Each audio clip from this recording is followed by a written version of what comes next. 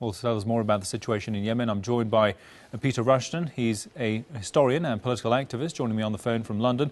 Mr. Rushton, how do you see the progress in Yemen's revolution?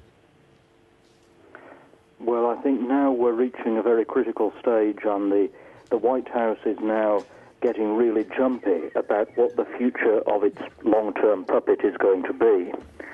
We've seen John Brennan, the CIA's man in the region, the CIA's man in Riyadh for so many years, now being dispatched to handle the various American puppets across the entire region, and in particular to handle the situation in Yemen. And we see Obama and Brennan, and just last night the former ambassador Edmund Hull, now all speaking as though this was a situation that had nothing to do with the United States, as though this was just some unfortunate tribal situation that had developed and that the Americans were going to have to deal with. Whereas, in fact, this is a position that America has a clear imperial responsibility for over more than 30 years in their support for Saleh. It seems at the moment as though they don't know which way to turn, as though they don't have a clear replacement plan B just to slot in to replace Saleh. And so they're standing on the sidelines saying this man must step down. But so far, nothing in the way of targeted sanctions actually to force any concessions from Saleh, merely diplomatic words. Until Saleh gets on the receiving end of targeted sanctions that hits his financial resources, that allows him to deploy these special forces in such a brutal manner on the streets of his own country, until Saleh is targeted in that manner, we won't see any moves from him. He understands force, and until the Americans are prepared to use force and tell him that he'll no longer be getting the financial backing that he's had over the years, we will not see any positive moves there.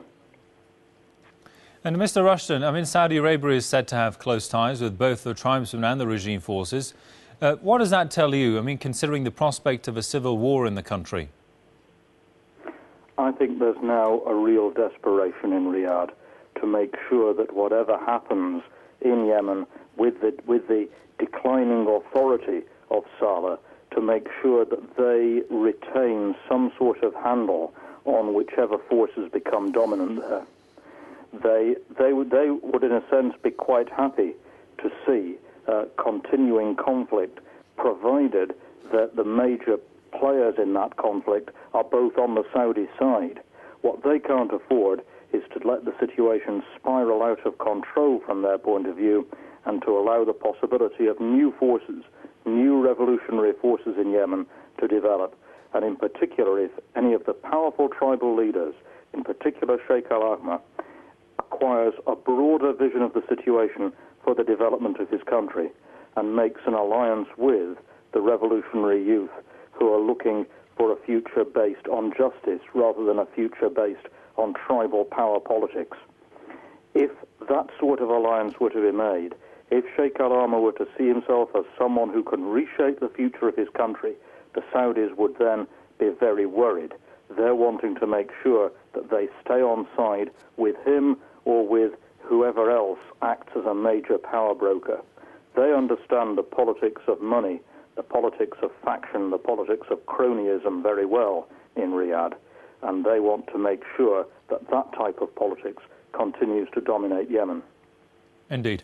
All right, I'm sorry we'll have to leave it there. That was Peter Rushton, historian and political activist, joining me on the line from London. Many thanks there, Professor.